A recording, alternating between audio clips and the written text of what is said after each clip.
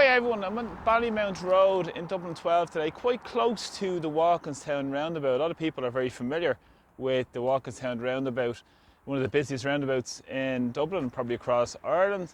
And of course this area is synonymous with industrial estates for many, many years. Now, big developments has sprung up in the last couple of years. And this was initially the building where CHM were located. They're a traffic maintenance company. Now, they've relocated a number of years ago up to Cookstown, just up in Tallaght, not too far away from here in Dublin 24. And the site was sold back a lot number of years ago. It was sold back in 2022 again for €9 million and ended up in the hands of a company called Montaigne Developments, and they plan to build 170 apartments here. Of course, at the time it was all about build to sell apartments, but wait for it, since that has changed significantly. Now, the estimated cost of the entire development was €49 million. And now wait for what's transpired here in Walkinstown. The 98 apartments are located in this building here, which is called Stoneview. There's also another development around the back that they're still working on called Royak na Carriga, which is Rockview, unsurprisingly. And this has now become cost rental apartments. The famous housing solution pushed by the Irish government, the so-called cost rental, where the link of the apartment's cost and rent is to the cost of construction and maintenance of this building. Now, it was sold by the company Montaigne to Cluid Housing. Now, Cluid Housing are an approved housing body. They are, of course, one of the 450 approved housing bodies in Ireland, and of course we've seen the privatisation, for instance, of our housing stock through the bank bailout and the opening of the doors of vulture funds in terms of privatising the council housing. And really what's important with this development is the fact that the rents for a one-bed apartment here are €1,345 per month, and the two beds are €1,625 per month. And of course, if you're eligible for the social housing list, you're not eligible for cost rental. It's restricted up to people who are on a net household income of €66,000 if you're in Dublin. It's €59,000 across the country, but in Dublin it's up to €66,000, and it's estimated at 35% of your net household income. So the rents are still quite expensive. But wait for it, there's more to this than meets the eye. Cluid Housing, of course, is an approved housing body. The CEO, Brian O'Gorman, was on a salary of $151,000 back in 2023.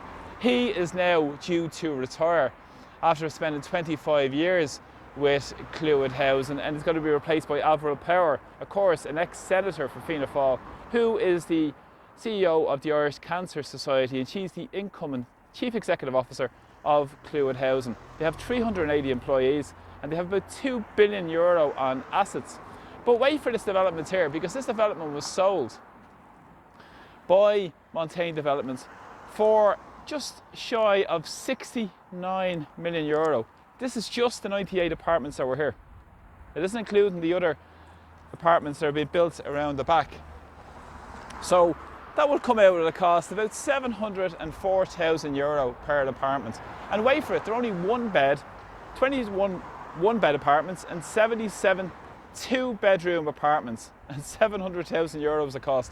And how it's financed is interesting. Of course, it's financed through local authorities, through the South Dublin County Council, of course public money, and of course the Housing Finance Agency, and issues around that as well have brought in obviously private equity companies. Companies like Legal in General are big investors in these approved housing bodies, which essentially is privatisation of our housing stock, and also it's the financialisation of housing. And these claim they're not-for-profit approved housing bodies, really an NGO again, which is the outsourcing of public housing. And when you consider Montaigne Developments, Their CEO was a man called Ray Grehan, of course involved with Glencairn Homes. Big lobbyist, of course, for the Irish government. And what's not to love if you're an Irish property developer making massive money off the misery of ordinary people? And of course they used the strategic housing development to fast track this development so they wouldn't have to deal with any local objections in terms of massive democratic deficit. And this is a clear breach of the Aarhus Convention, a convention that was brought forward to increase public participation in decisions such as planning decisions and so forth in Ireland. But this is nothing new with Cluid Housing. For instance, quite blustery today, so hopefully if the sound quality will come across quite well. So they've recently purchased 260 apartments up in Tala on the Ballymount Road for €160 million. And of course they're heavily indebted, and at the same time they're on hook to the private equity companies such as Legal & General and many more. Private equity funds are profiting from this, of course facilitated through the European Union and facilitated through their neoliberal policies, and this is a massive part of it. These were supposed to be built to sell, but now what happens is they're heavily indebted, these companies, the approved housing bodies, and who's on the hook if that goes wrong? Ordinary people. Again, surprise, surprise. So we'll keep paying off the vulture funds, the international equity funds, the bankers, and of course the big salaries of the employees of this organisation. Really remarkable, and when you consider how close it is in terms of the homes that are here, it's really dwarfing the back gardens of those homes there as well in terms of the sheer size of it. Let me know in the comments what you think of this development, and let me know in terms of what's taking place in Irish society. It's off the wall. They estimate these rents, as I said, are 29.5% below market rents. Even looking at property prices around here, we know property prices have gone off the charts. We've seen the immigration chaos cause major issues in terms of the unaffordability of supply, the extra pressure on supply as well. And we see at the sharpest end up to 5,000 children, for instance, in emergency accommodation, and many hidden homeless, many forced to emigrate, record numbers of emigration, record numbers of people sleeping with family members and friends and couch surfing and so forth. And this is going on in Irish society, while at the same time this is just a money-making racket. What the solution should be is building public homes for people and not having income limits in terms of a person wants to live in a universal public home built directly through local authorities like they did in the 50s. Of course, when all the great estates around this area, such as Crumlin, even here in Walkinstown, all of these areas were all built for working class people. Now people cannot afford to buy a home, and in particular these apartments were initially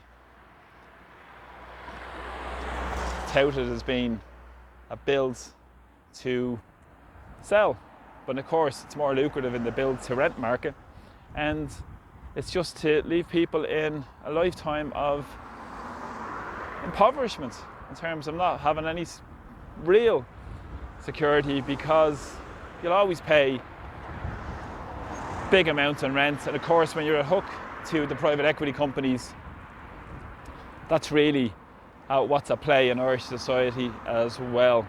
So let me know what you think in the comments, let me know what you think of what's taking place here, and it's just to inform everybody to what's really behind these developments that are taking place. And of course they're massively oversubscribed. There's people who are under serious pressure to try and get somewhere to live, and they'd be quite glad of achieving a home in the current circumstances. But of course, look who's profiting behind it, look who are the big lobbyists, look who's benefiting, and it's just just completely criminal policies in Irish society taking place, all facilitated by the corrupt Irish political establishments, who aren't interested in solving any crisis that they themselves have created and manufactured.